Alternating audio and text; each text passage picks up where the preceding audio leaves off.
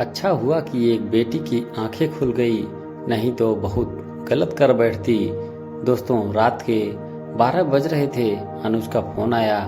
Phone पर एक धीमी आवाज में फुसफुसाहट हुई। हेलो। नेहा ने भी धीमे स्वर में जवाब दिया।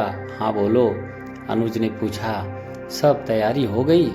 सुबह 4 बजे की बस है। नेहा ने कहा। हाँ, मेरे कपड़े पैक हो गए हैं, बस पैसे और गहने लेना बाकी है। अनुज ने फिर कहा, अपने सारे डॉक्यूमेंट्स भी ले लेना, नया घर बसाना है, शायद दोनों को काम करना पड़े। नेहा ने जवाब दिया, ठीक है, सब कुछ लेकर तुम्हें कॉल करती हूँ। उसके बाद नेहा ने माँ की अलमारी खोली, उसमें से गहनों का डिब्बा निकाला और अपने लिए बनवाया गया मंगलसूत्र बैग में रखा। झुमके पहन लिए और चूड़ियों का डिब्बा बैग में डाल ही रही थी कि माँ की तस्वीर गिर पड़ी। तस्वीर को उठाते हुए उसे याद आया कि माँ ने कितनी मेहनत से ये सब जोड़ा था। माँ की बातें उसे अंदर तक कचोट गई। फिर उसने घर के पैसे निकाले। यह वही रकम थी जो पापा अंकित की पढ़ाई के लिए लोन लेकर आए थे।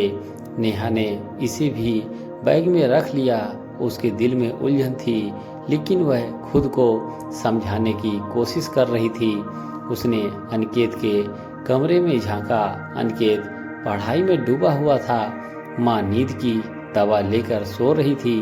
पापा हमेशा की तरह वर्किंग टेबल पर बही खाता बना रहे थे। सब अपने काम में व्यस्त थे।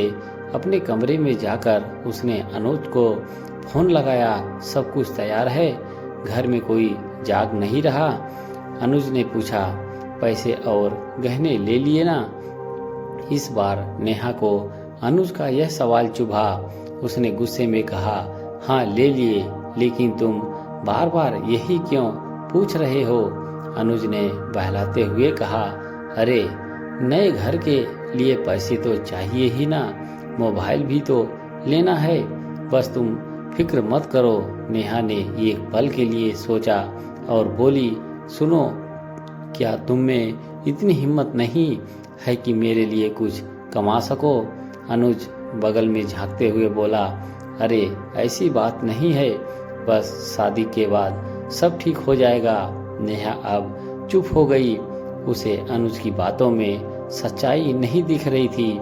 थोड़ी देर की खामोशी के बाद उसने कहा, सुनो, अभी के लिए ये भागने का प्लान कैंसिल करते हैं। पहले तुम कुछ कमा कर दिखाओ। जब 2 महीने का खर्च इकट्ठा कर सको तब मुझे बुलाना। नहीं कर पाए तो मुझे भूल जाना। अनुज कुछ बोलते ही वाला था कि नेहा ने फोन काट दिया। नेहा ने पापा के कमरे का दरवाजा खटखटाया। पापा ने चौंक कर पूछा, क्या हुआ बेटा, अभी तक सोई नहीं?